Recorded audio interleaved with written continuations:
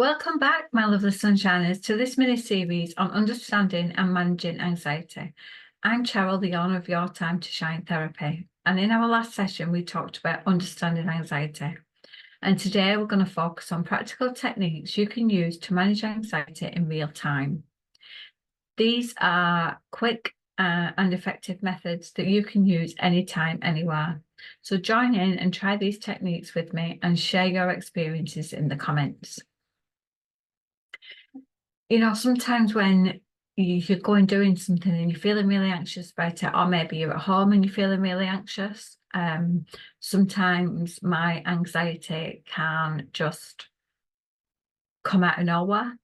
I can be doing some cleaning or something, and then all of a sudden I feel really anxious and I feel like my heart's beating really fast.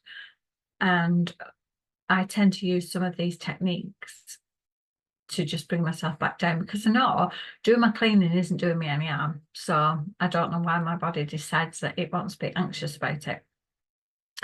So I like the visualization ones because for me, I find visualization very easy to do, and it instantly puts me in a state of calmness. So I visualize, usually it's a big house that I'm in and I'm walking around, I've got a beautiful garden and all these kinds of things. So visualization for me is a really strong one. And I just love to use that one, but you can use whatever you want and what suits you better. So I'll share with you a few of them that you can use and, see which one you like the best. Let's start with deep breathing exercises. One of the simplest and most effective techniques is the 4-7-8 breathing method. You inhale slowly through your nose for 4 seconds. You hold your breath for 7 seconds and then exhale completely through your mouth for 8 seconds. This technique helps calm your nervous system and can be done anywhere. So let's try that one together. So breathe through your nose for 4 seconds. 3, 4. Hold your breath for 7 seconds. 1, 2, 3, 4, 5, 6, 7. And then exhale completely through your mouth for 8 seconds. 1, 2, 3, 4, 5, 6, 7, 8. The breathing one, a lot of people quite like the breathing one. I'm not the biggest fan of the breathing one, because sometimes when I breathe in deeply, it makes me feel a bit dizzy. So, but you could try that. Maybe that's a good one for you.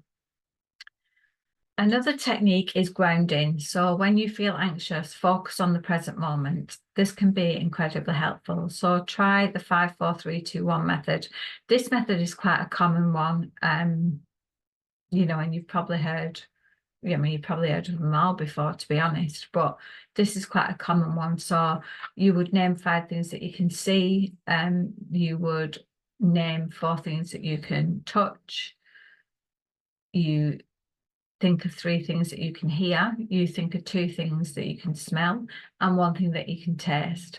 This exercise can help bring your mind back to the present and reduce feelings of anxiety. Again, this one is quite a good one. Especially if you're out and about and you're feeling anxious, because there's more things around that you can see and taste and touch and all that kind of stuff. So that's quite a good one if you're out and about and your anxiety starts building. I had a client who went out for walks, but every time they got to a certain place, their anxiety would build, and they tried this method and it worked really well for them. So maybe it's one that would work for you, the grounding one. The next one is progressive muscle relaxation. So this is another great technique, and it's done by tensing muscle groups. So you would begin with your toes and then work up your body. So your toes, your legs, your hips, your belly, your chest, your arms, your hands, your head. and you just, tense them and then let them go. And that gives you a sense of relaxation. Now, this one, again, for me, I'm not a big fan of this one.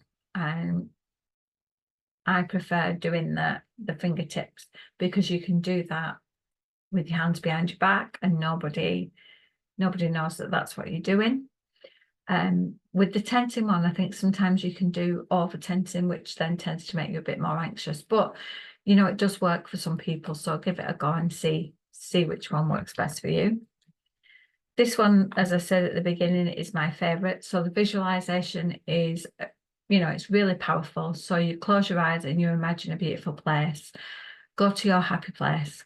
A beach, a forest, somewhere that you really love, and then focus on the details, the sounds of the waves, the smells of the trees, what you can see, what you can hear, what does it look like? All those kinds of things that you can think of, and this will help shift your focus away from the anxiety and create a sense of calm.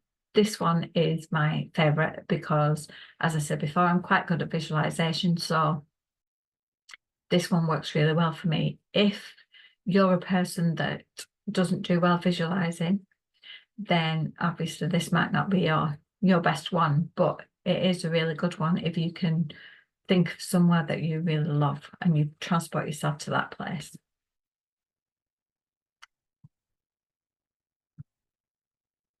And the last one that you can think about is affirmations. Now, a lot of people are a bit like, affirmations, it's just a load of mumbo jumbo, but it's not. It can really make your mind change focus, and you can build up your positivity by just telling your mind different things, different affirmations, and change your mindset.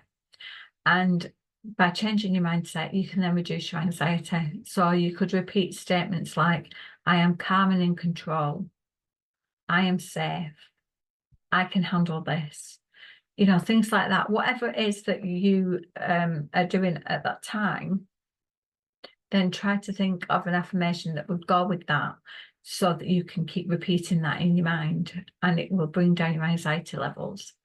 Because affirmations can rewire your brain over time and make you think more positively. So doing that when your anxiety level is quite high can reduce the level of your anxiety and bring it down quite quickly. I hope these techniques help you manage anxiety in real time. Practice them regularly to find out which one works best for you. And remember, it's important to have a variety of tools in your toolkit. Join us next time when we discuss the role of nutrition and exercise in reducing anxiety.